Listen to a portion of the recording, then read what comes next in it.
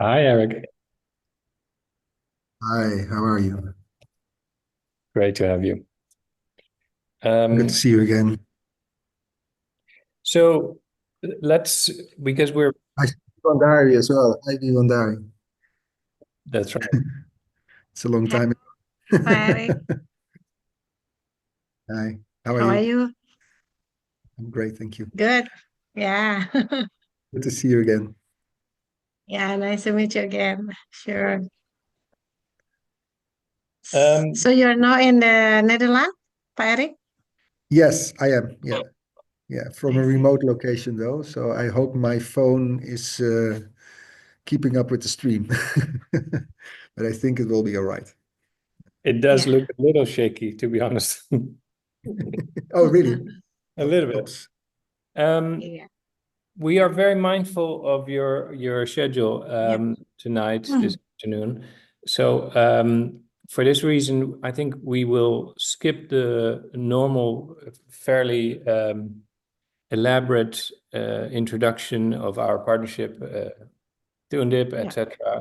And I will delve straight into introducing you, and then hopefully people will drip in. They tend to be a little bit late and skip the introductions, but everything is recorded, so they can revisit the first few minutes if they miss anything.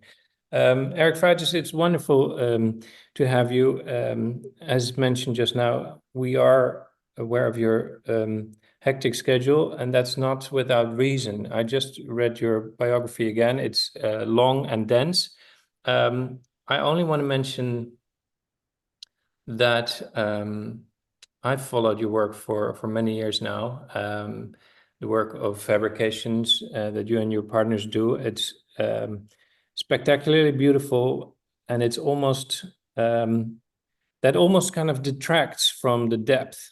And what I believe is you're one of the few studios that is delving into a territory of urban planning that is truly at the cutting edge and where the discipline needs to be, in my opinion, which is urban metabolism. And I hope that that's what you're going to be talking about tonight, and maybe, if we're lucky, also in relation to our mission of Nusantara 2045. The floor is yours, Eric. Thank you for this kind introduction, Neville. Um, I'm honored to speak to you all and to share a story that Vivandari, I think, already knows a little bit. We met before, but for most of you, hopefully it contains new information. I have, I think, 1 hour, 15 minutes, maybe a bit more, Neville. So hopefully I'll stop at a certain point and then there's time to ask some concrete questions. Otherwise, I will be sending only. I selected projects from our studio, but also from others that I think are applicable or interesting to use as an insight.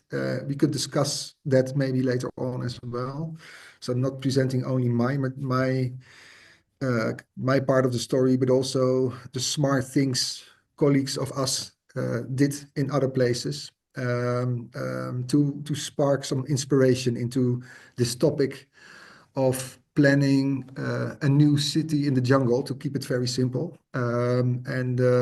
It's more than that, of course. And I want to give my side of the story to that by starting to share the screen. Hopefully that works. There's a lot of stuff here now. Do you see my screen? Yes. Is it saying healthy urban ecosystems?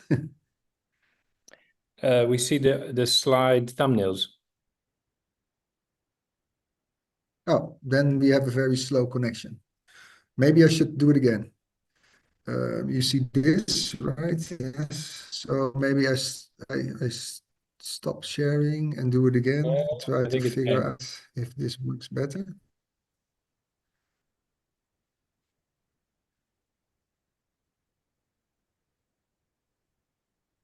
Should screen say healthy urban ecosystem shaping a new urban resilience through metabolic design? Does it work? Still waiting. Oh my God, really? Is the connection that bad? We had you a minute ago. Maybe everybody also turn off their videos. That might help a little bit. You could even choose to do that, Eric, I think. Yeah, smart. There we go. Gorgeous. Thank you. I will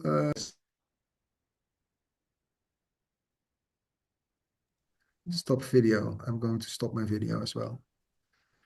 Still working now? Still working. Good. Let's go. I think I say something about this.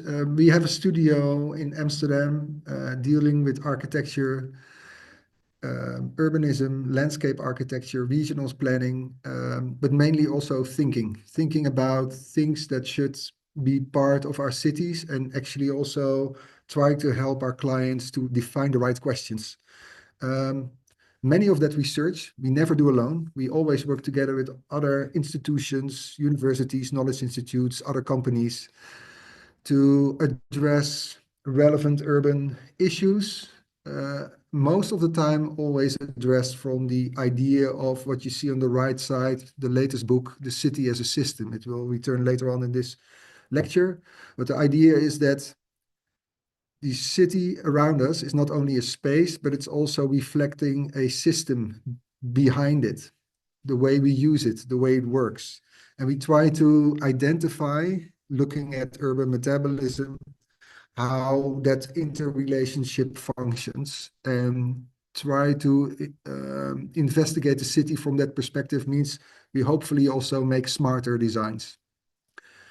I am from this day, this birth year, 1972. So that's where the story starts, because that was mainly you could say it's the city in its prime. This is Manhattan. The two towers are still standing. Cities are upcoming. It's where everything happens, and it's something that is not to ignore. That also came together with another movement. We started to realize in the same year, in Limits to Growth, Club of Rome, that the system we had created possibly also has an ending, at least the end of our resources that are belonging to that. And a few years later, like 20 years ago, we already starting to know that cities are responsible for 75% of the global greenhouse emissions, for instance.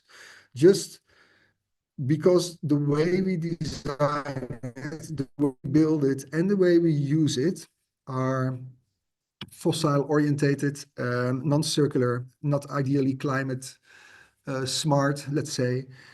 So there are some mistakes in our decisions, and we notice this. So the planetary boundaries, everybody knows this these days. The scheme of Johan Hoogström shows that we are transgressing the limits of our planet. One of the things, climate change, was quite soon very obvious. This fantastic photo by Ivan Baan in 2012 shows what it did to us. So the heart of New York, part of Manhattan, completely blacked out because of a hurricane. But somehow we did not learn from that. I can't understand why. This joke, this disaster cost us $19 billion. And I think even for half of it, maybe even 1/3 or maybe a quarter, upfront invested in this problem would have overcome this disaster, right? So we are kind of heading a wall, we're facing it, high speed, and somehow we are not doing anything about it in the way we design, we build, and we use cities. Actually, I think we do not really understand them.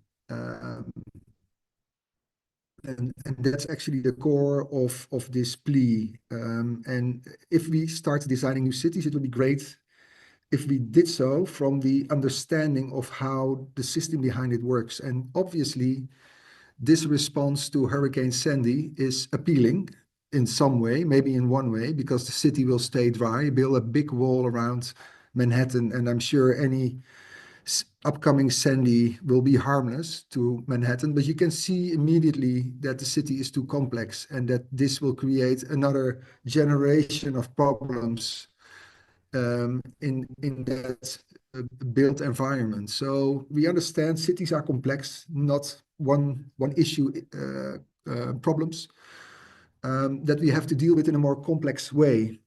This image is in a sense referring to that. This is not a proposal to change half of Manhattan into a swamp.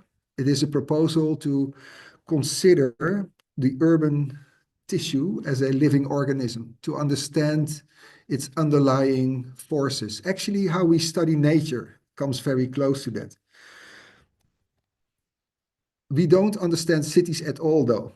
Many of us might know this, but this is quite old research now, 2011. 1,500 students were taken to the library and they were asked, bring me something you want to throw away. That's left top page, right? Seattle.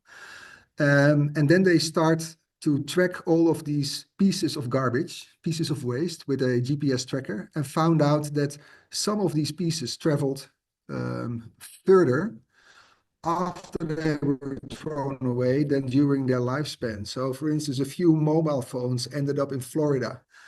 Nobody knows why, but this type of understanding of how things travel to space, how materials, goods, people, information, whatever, flows through cities is completely out of our scope. So therefore, I think urban metabolism makes sense. We have to look at cities as we try to understand our own bodies. And what I know from our own bodies, and you know as well, is that 7,400 chemical reactions take place every second, and that these 7,400 chemical reactions are completely mapped. We completely understand how our bodies work and what kind of response we can expect when we give impulses. We don't have a clue about what happens in cities. So we build cities now for 3,500 years, and we have no single clue how they work. So we try to somehow put a very literal metaphor on top of the model of the city and try to start explaining how those urban tissues are working. So this metaphor of the human body is quite useful to us. It contains several infrastructures because we learned that every flow needs infrastructure to facilitate the type of flow, the materiality of it, but also the speed. That is actually not so different from what our cities do. The way data flows through cities is very similar to the way data flows through our body. The same goes for building materials if you compare this to the skeleton, which is renewed every 10 years. So you could see the city as a temporary parking place for building materials before they flow on to their next destination.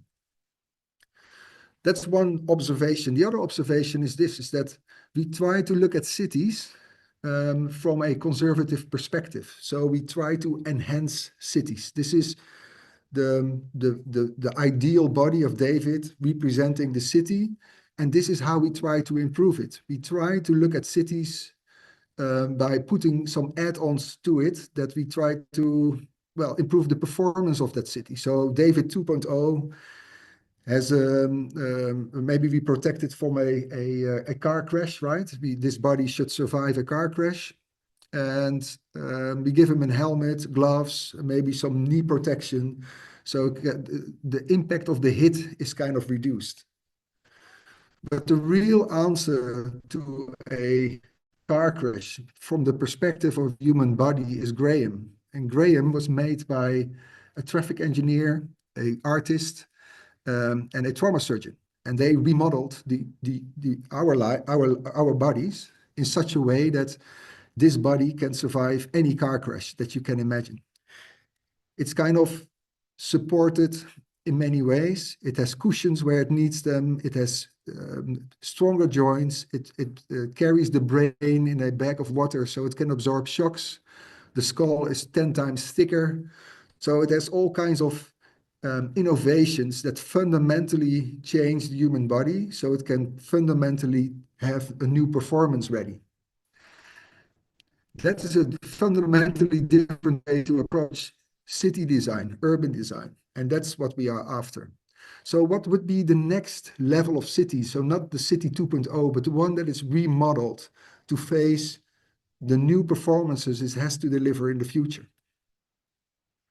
That type of research we did in 2040, and we tried to investigate what could be the impact of a metaphor like this on urban design. What things would we do different? And that was 10 years ago. We considered Rotterdam as the mouth of Europe. So here you see the Netherlands. Oops, on the left side you see Denmark.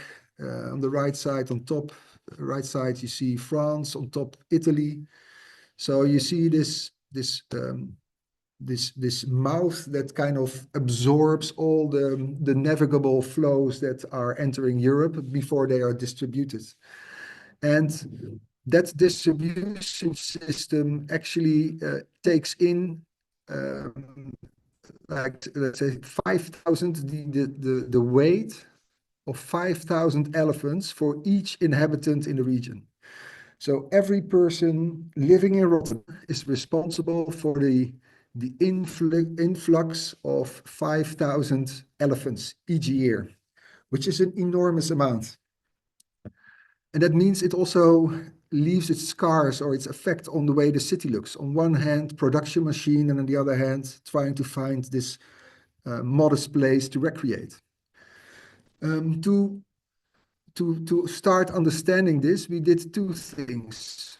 We tried to select a few flows that could be witnessed from eye level, just on the street, like on the right side, energy expressions in the city. Where is it? What does it do?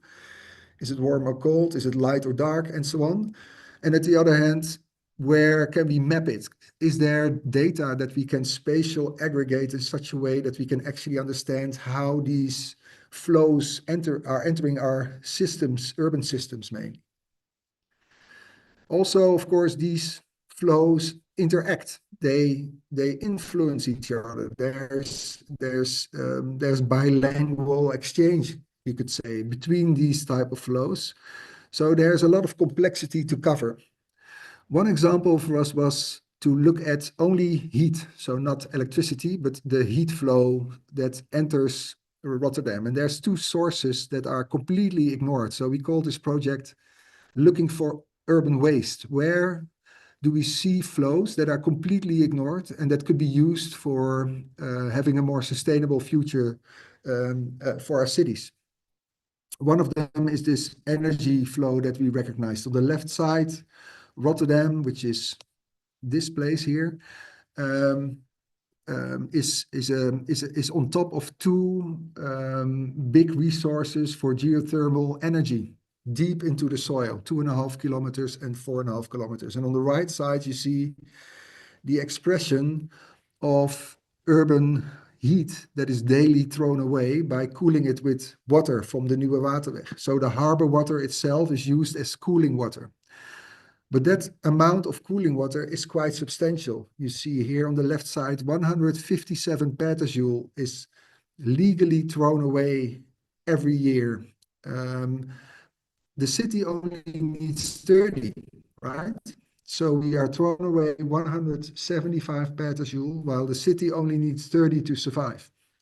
That's an interesting kind of paradox that we have here. So on one hand, we throw away literal material that we could use. On the other hand, we have to reproduce it somewhere else. So to implement these two resources for valuable energy flows, we designed a new infrastructure. And that new infrastructure has two dimensions. You see dots. Those are the places where we dig for geothermal energy. And the horizontal one, the ring shape, is is meant to collect all that heat and bring it to cities. There is so much of this here that it could be the furnace of the whole Netherlands, of the whole country. So it's a vertical infrastructure, drilling for two earth layers very deep into the soil, and a horizontal ring, recycling heat in the region and bringing cold water quality back to the harbor as cooling water. That new type of infrastructure fundamentally the region, only the way the city could become more sustainable in how we use energy and where it comes from, but it will also change the structure, the spatial structure of the whole region, because you can imagine like what highways did in the 60s with this kind of paraphrasing a moment of the road is always on the right place. The same goes for this heat infrastructure. This heat infrastructure will, of course, trigger new urbanism immediately. If there is a big highway for energy in the ground, everybody knows where to plan the next city, right on top of it. So it makes sense to think about it where this new heating system actually comes. So here we see a regional ring, but you can also see a local ring that could really change the center of the city. So this is only a small part of Rotterdam. It's the Rotterdam center. Here you see Kop van Zuid with the existing heat infrastructure that heats up every household in that area. And with this new ring coming from the harbor, but also collecting this little dot that you see sparkling as a star system in the city, that are kind of local energy networks, and collects them in a horizontal network. That could be the new future of the city, but it will also be the new spatial structure of the city. So like churches did in the past and markets did in the past, the new structural principle of cities could be energy infrastructure. Energy infrastructure that is collected around these heat hubs, these little vertical towers that you see in every neighborhood, collecting the heat that is necessary to generate, to foresee that every process in that area has energy. One little heat hub is a very simple thing. It has a systemic impact. It collects hot water and it distributes the right temperature to each urban function. So pre-war housing has a different requirement than heavy industry as far as it goes for energy use. And that could also be measured, of course. But it will also generate in its spot a new condition. So in here, I can imagine in a snowy landscape in wintertime, pieces of the city could be heated. It could be an urban heating system, for instance, because the quality in this case of cooling water should be as cold as possible before it's returned to the harbor. So these new type of typologies, let's say new typologies that are not yet there in our cities, are an expression of the urban system that is actually a new process that we introduce in the context of our everyday life. And here you see that on the right side, the system relates to it in a very specific way on the left side to what the program does. So in this case, it's a sports center. On the left side here, you see that you could create a sports hub from this heat hub that is capable of hosting different communities of the city, of the neighborhood, playing basketball, football, skating, or climbing in wintertime just as much as in summertime. So it's not only a technical piece of infrastructure, but it has also a social capacity to host different groups in our society to meet. This was only one example of that urban metabolism project that we did. We, in the end, formed 4 different strategies that can be of a meaningful help to the building of a future city.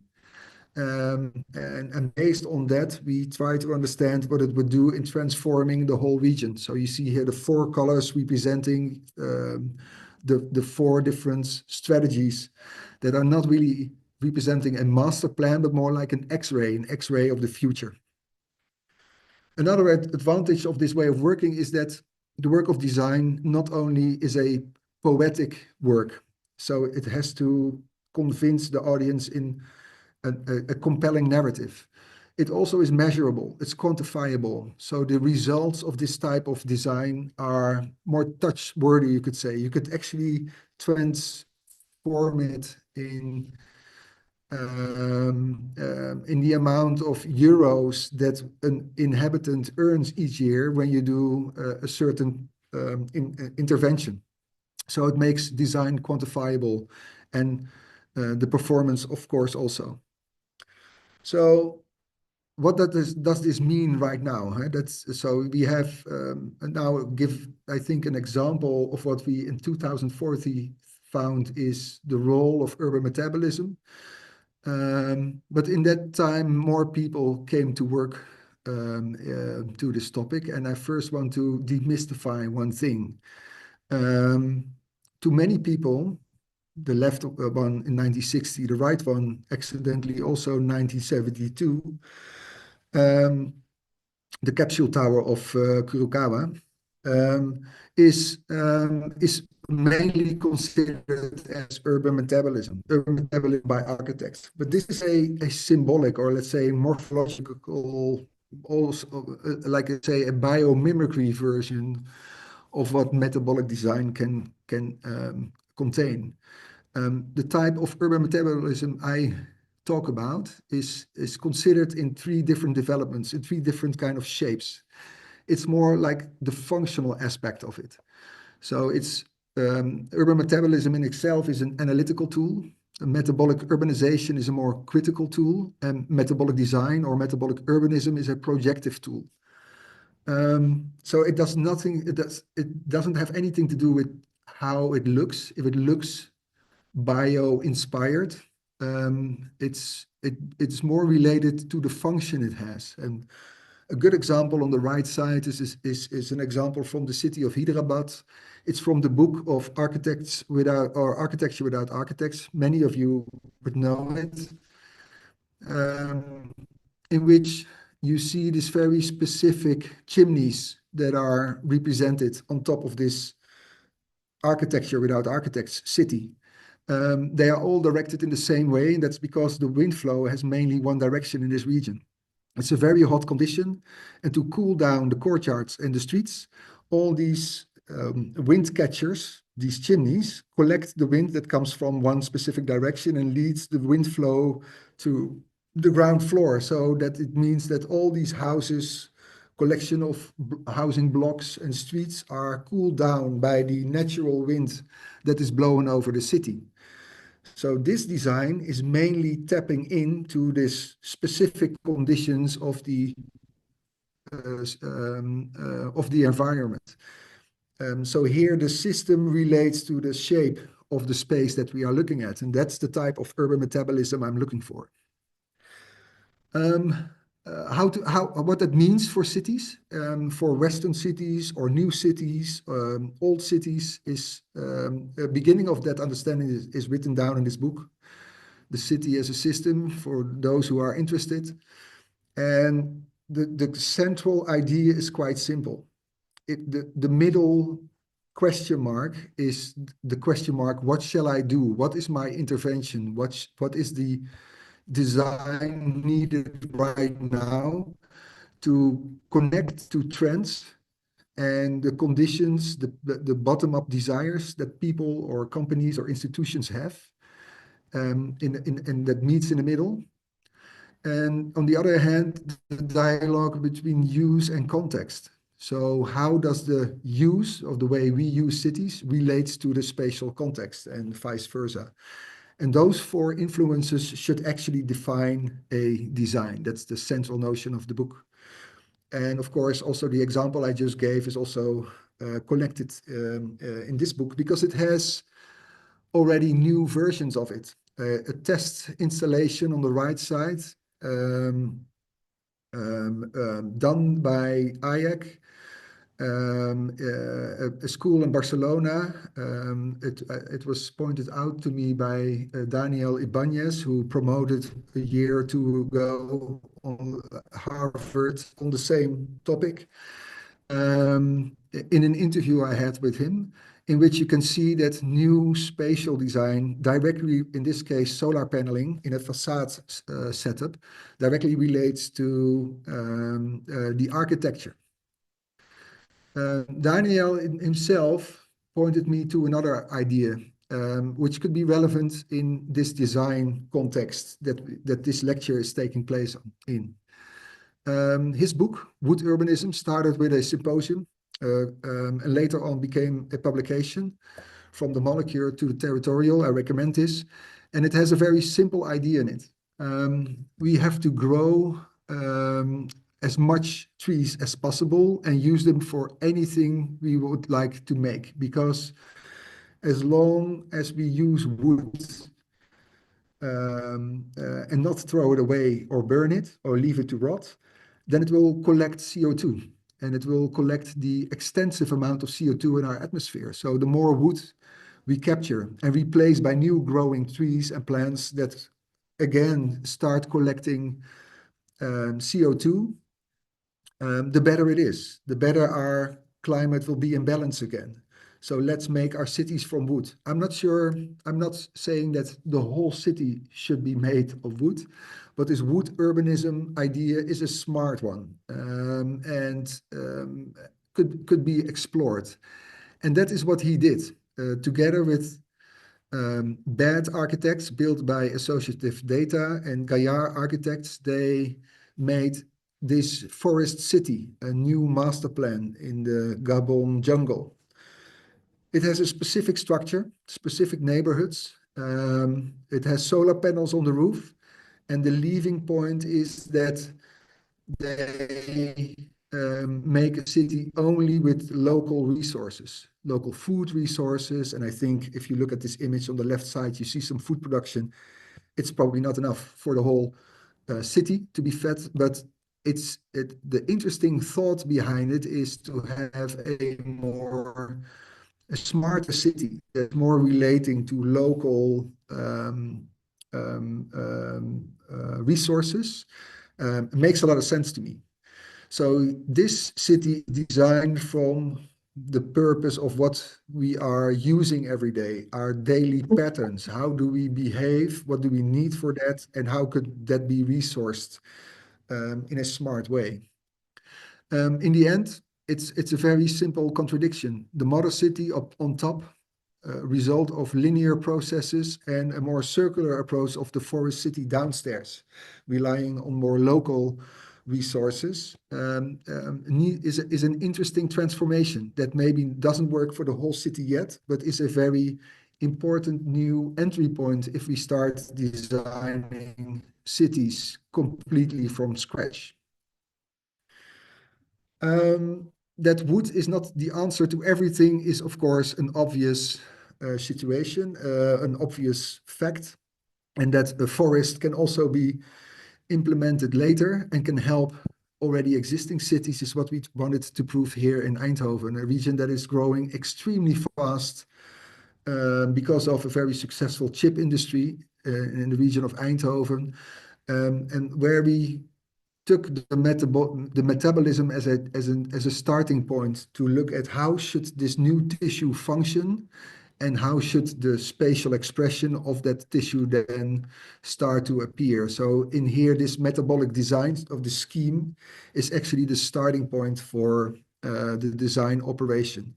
That led to very interesting new topics like this central forest that would actually cool the whole environment. So you can, of course, use air conditioning, but every tree is 10 air conditioning systems, right? So if you have enough trees in this area, you can cool it down in such a way that we might reduce on the amount of cooling systems we need to have livable buildings. So microforests as a heart of new project developments makes a lot of sense. So that's also what we proposed. This is a miniature little forest maintained by a forester. It's 60 meters wide and 160 meters long, and it cools down and refreshes the air, takes aerosols out of the atmosphere, and so on. So it's a really, it's an important heart, not only for quality in daily urban life, but also quality in let's say the technical system, the quality of the air, the quality of the soil, the capacity to keep water in this region. I think I showed one more example, and then we might have a short discussion, hopefully. And that is that in 2015, we were invited to think with a few officers together about a new city. This new city is in Ghana.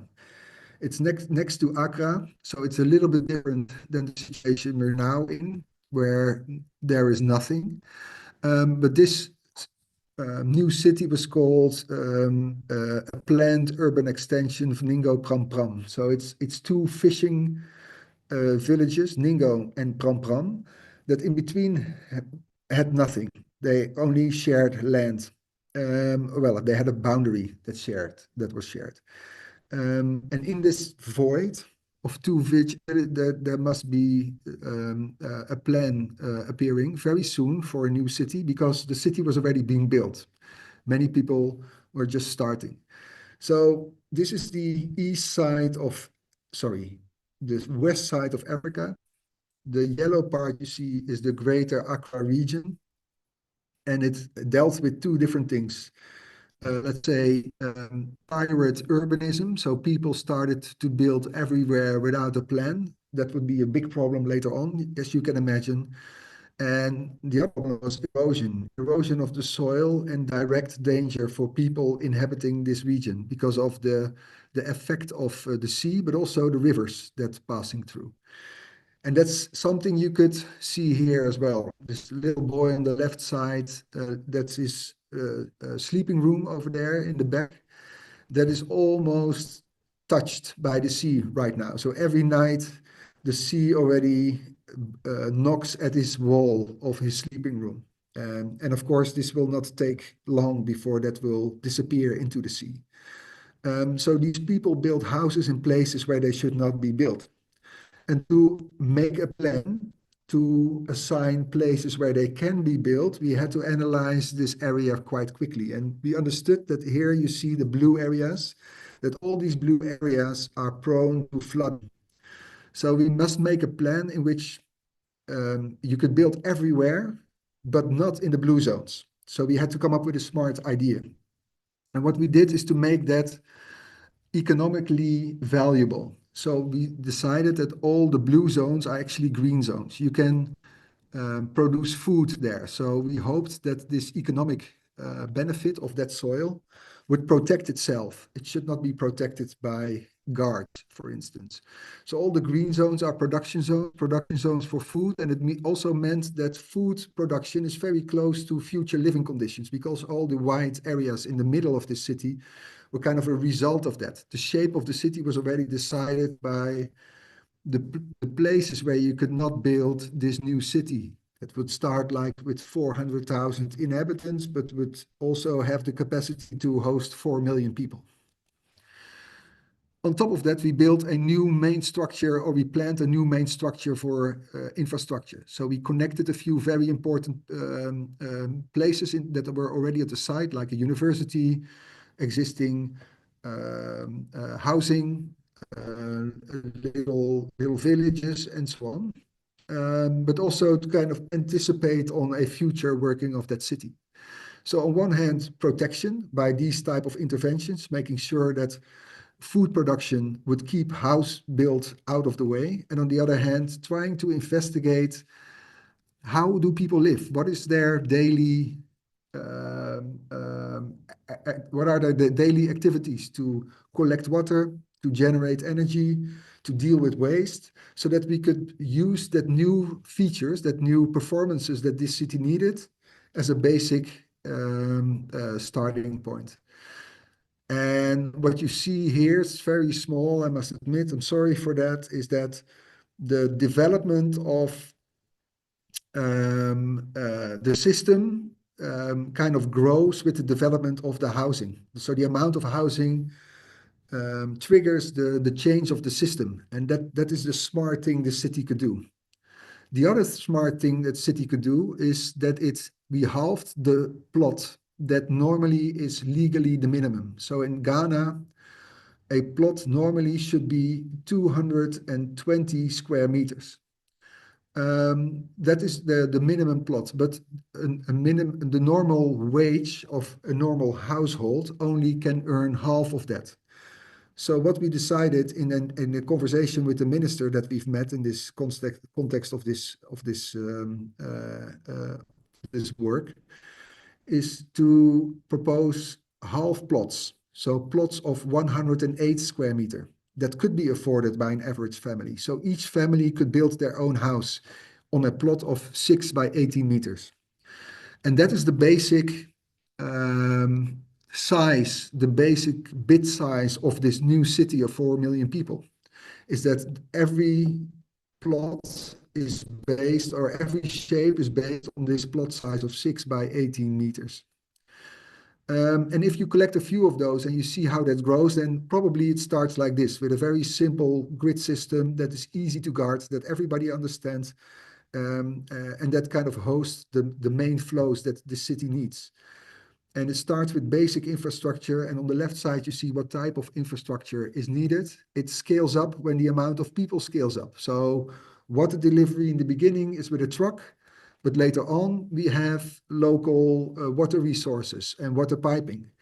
The first energy is simple with a solar panel, but later on it becomes large electrical systems running through the area. So seen from a plot size, the whole city works that. The whole city works on the basis of trying to create conditions that make it attractive to live everywhere, so that every family could find one of these plots as their home, and making sure that the danger zones are not touched. For instance, because they are meant for food production, as is in this case. And that is the basic framework of the city. And the other thing that it did do, that the dynamic side of the city, is that it also has the capacity to have local habits incorporated. So what is interesting, of course, is that, of course, we offer a grid system, but it doesn't mean you cannot have a more local way integrated into the city. So in the places where already urban systems are available, the grid transforms locally to host and integrate that already existing system, spatial system in this case, and take it up in the grid system. So that's where you can see it becomes a more attractive city, a city that is new grid or old structure, connects big important spaces, has big parks for recreation, and is very accessible also for food, for instance, so not only for people. I think this is it. I skipped this one, so there is some time to discuss, if you don't mind, and then I'll end here. Wow, thank you, Eric. That was spectacular and somewhat overwhelming. Allow me to kind of pitch some initial feedback to you that gives people online chances to write down questions, yeah, in the chat box. Yeah, it strikes me as really quite ironic even that you go back to your birth year, which is roughly the same time when in urban planning theory, in urban planning, the evolution of urban planning, system thinking was kind of on its way out. Yeah, and of course, your entire career is in a way, you could read it as a revival of system thinking. And at that point in time, the argument was very understandable. Cities were clearly way more complex. complex adaptive systems, literally, then they could map and understand, as you mentioned. We don't understand cities even today. So there's always a shortage of data. There's always that aspect of your master plan, of your vision, that you don't have, that you can't anticipate. And I want to delve straight into our dilemma of planning new cities from scratch, because in all your examples, except Ningel Pambram, it's tinkering with an existing system. If it's Rotterdam, for instance, that allows you to get away with that because you have a system, a body, as you describe it, that's struggling, and then you can put on the helmet and you can put on the safeguards. But from scratch, aren't you concerned, rhetorical, but aren't you concerned that if you're seeding a new city from scratch, that indeed there are so many unknowns that it's probably a very dangerous undertaking? Wow, thank you for this quite complicated question. Summary question, yeah, sorry. I would say that system thinking, first of all, system thinking not really disappeared, but I think system thinking solely was on its way out. I think what happened afterwards is a nuancing of that way of looking at cities. So we started after the extreme turn of making everything an engineering proposal, looking for this ultimate efficiency performance. I think a human scale came back into urbanism for a very good reason, and from very different angles. So if you look at the mobility system, the discussion on for more livable neighborhoods in contrast with more highways to make cities accessible were of course classic. But I think in many other ways, this new balancing of space and system, or let's say use and space, are obvious and still not ended. For me, there's too little debate on that part. We still make cities in a very naive way. We hope that they work, and we might be lucky if the designer of the city comes back later to see if it does, right? So we are still doing this in some sort of a medieval way. We just did it. We learned to make cities from our teachers, and then we teach others the same way without really evaluating the results of our work, which I think is a bit stupid, to be honest. What is now happening though is that the effects of our design interventions are easier to understand and better to measure. We all have all kinds of devices telling us how long we walked today, how healthy the air was that we walked past through, what is the humid condition outside, is the weather tomorrow, is the wind coming from bad or good directions, brings clean air, and so on. So we now have the opportunity, but also the tools to make healthier environments, healthier not only physically, but also mentally. Peaceful places that are understood by people in sizes that are socially wanted. So I think the kind of balancing is also a social balance. And I think from that point of view, how many houses do I concentrate around one courtyard? For instance, a rule of thumb, I would say, is 24. You can know 24 people in a very thorough way. So 24 of your neighbors you can be friends with, not more. That's too much. Then they become acquaintances. That type of simple rules that don't have to be very precise could be a bite-sized component of a new city. How that relates to shape? Well, you could integrate it with building methods, with measurability, the way people can think. So that's why in Ghana we it's boring, but we just reinvented the grid again, all over again, right? Well, inventing it, it made sense to keep it simple.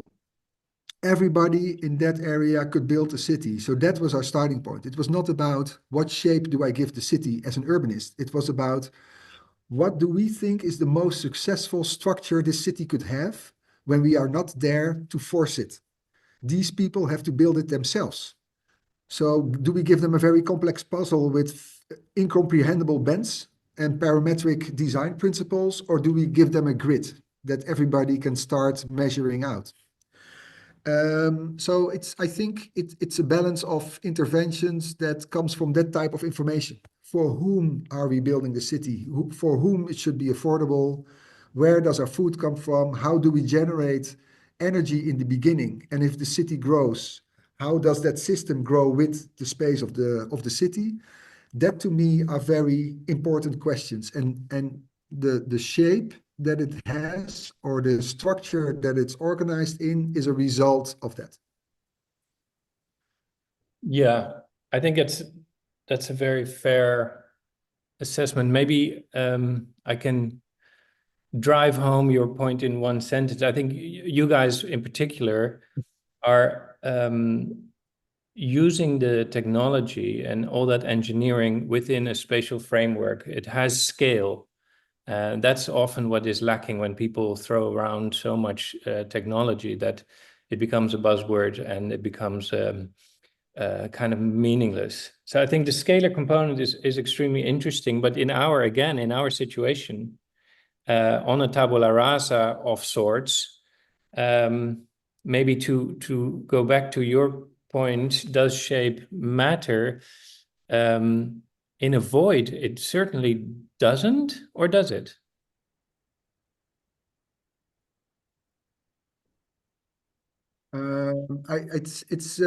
It matters, I think, but it matters only if you have a clear scope of how you measure success. So if the success of the city is its capacity of growing, that's something else as if you measure an art piece that is finished in one go. So if we make things in a city that is already somehow complete, then we refine it and you make a final image that's probably is going to last and make it to the end and is going to be realized as we plan it. But if we don't know the future of the city, but we want to give it a few things you can give that will be successful anyway, then it should be simple things. So it's a bit a cheesy example, but you cannot learn your kid to be a grown-up. You can learn your child only the basic things that it needs to become an adult, right? And that's also what you give a city, I assume. You give it at least the requirements that it needs to grow up. I think in that sense, a new city and its final shape are quite irrelevant topics. I think it's not irrelevant to try and predict it, but the relevance is more in the fact, can it be adjusted? Can it change along the course? Because everything around it will change as well. So it's not bad to assume a shape. It's bad when it's the only possibility, I think, because that will lead to disaster. No, I love that. To incorporate one of the first questions, I'll keep it very brief. So are there policies that kind of enhance or allow flexibility, the flexibility that you talk about here of evolving as requirements change? Ooh. Maybe that's very specific. Policies. Yeah, well, it's a very good question. But I think Vivandari is or anybody else there is probably better fitted to answer that question. It involves local knowledge that I don't have. I think policies or protocols that I offered are more about the framework itself. So think about what is critical to the city. I think that therefore the Ghana example on two levels is very important. There's we kept it very simple. There are places where you should not build because it will be the end of your life. It will flood, it will be a disaster. So try to protect people from doing that. And the other one is make sure that everybody can come in. So it's not only a developers party. In this case, it was important. You can choose to have a city that's only built by developers. That's something else. But in this case, it was important to give everybody the opportunity, and the democratization of building city was for everybody. It meant then offer a bite size that everybody can handle. So the plot size in that sense is super important. So those two things form the city. There's places where you should not do it. And this is the chunk that everybody can handle. And let's organize this in the simplest way possible that everybody can understand.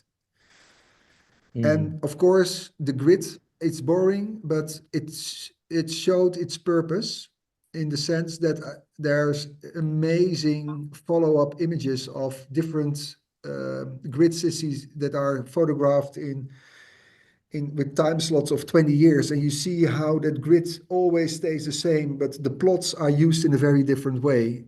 So it's a very flexible framework that can handle any type of use in any type of future. But what we try to do is to integrate, to not destroy already local structures. So to integrate them, to use those, let's say, pollutions as the attractive places where actually the city becomes super interesting, because that grid system suddenly changed into what is already there. So that heritage is maybe in the beginning a simple way to include existing structures, but I'm sure in 20 years they are the cores of urban dynamicism. I think they are the most attractive places in the whole framework. So it's an investment in a livable city, I would say, in a vital urban system. I would agree. Yeah, in the last 5-10 years, we've learned so much more about grids and how precise they are, that a few meters can change the entire outcome. In the last 4 minutes, I don't want to let you go, Eric. That's the truth. But in the last 4 minutes, there is some space for delay if necessary. Yeah. No, I promise you to keep it very tight. I want to go to the big idea. You had a beautiful example of a wood forest city, which is spectacular. I love it, and it's very relevant for a city that wants to be a forest city and is kind of seeded inside a plantation of hardwood. And then you had a beautiful example of a food, let's say food, self-sustaining food city, and an energetically sort of autarkic system in Rotterdam. So could you imagine, or how would we envision, once we've overcome the problem of building a city from scratch on a tabula rasa, could you imagine somehow a new balance where it is both a food city and a wood city and an energetically sort of autarkic city? Or are we reaching for the stars here? What is your kind of pipe dream for Nusantara?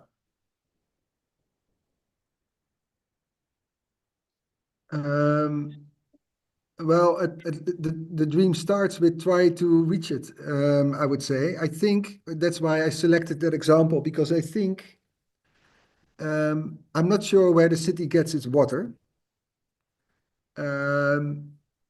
But to build a city in the middle of the jungle is a very intriguing new condition. Cities are naturally not are. So there's not many, only Brasilia was built in a condition like that. But hopefully that's not the right example, I would say, in terms of the formative layout of the city. For the rest, there are some very useful things in Brasilia, I think. But if you want to know more about it, maybe you should invite Tanea once more to talk about it. A mutual friend from Brazil and Delft. But I think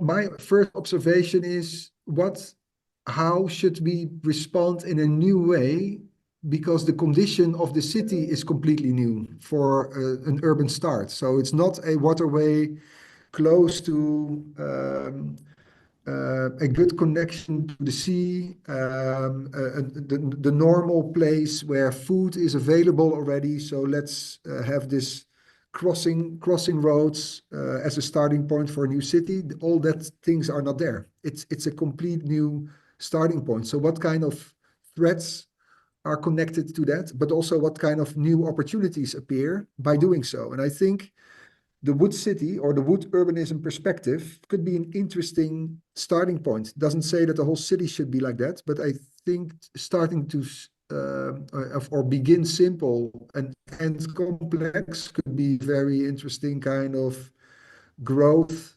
system in place there.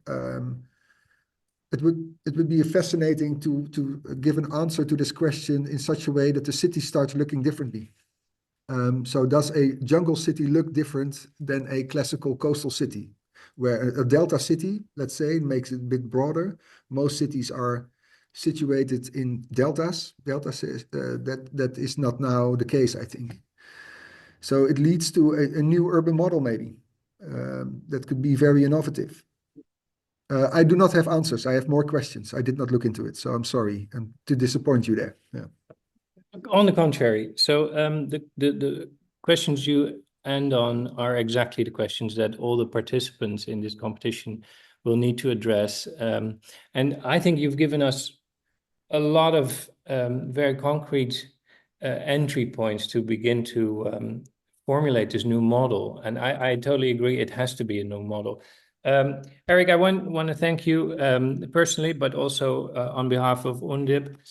We will reach out to you if you want to or not. It doesn't matter. We will find you as we get closer to the presentation date and the jury and to share with you the outcomes of this process, and maybe we can get your take on that as well. That'd be great. But thank you. Thank you for inviting me. Thank you to see you. Thank you very much, Eric. Yeah, very nice to have your presentation tonight. Thank you. Thank you. Hope to see you guys soon. Good night. Ciao. Ciao. Okay. Good night. And to everybody also who joined this lecture tonight. Thank you, Neville and Pak Rocco, and everybody. We still have one more lecture this year, yeah? Next week, I think. Okay. Okay. Good night. Bye-bye. Good night.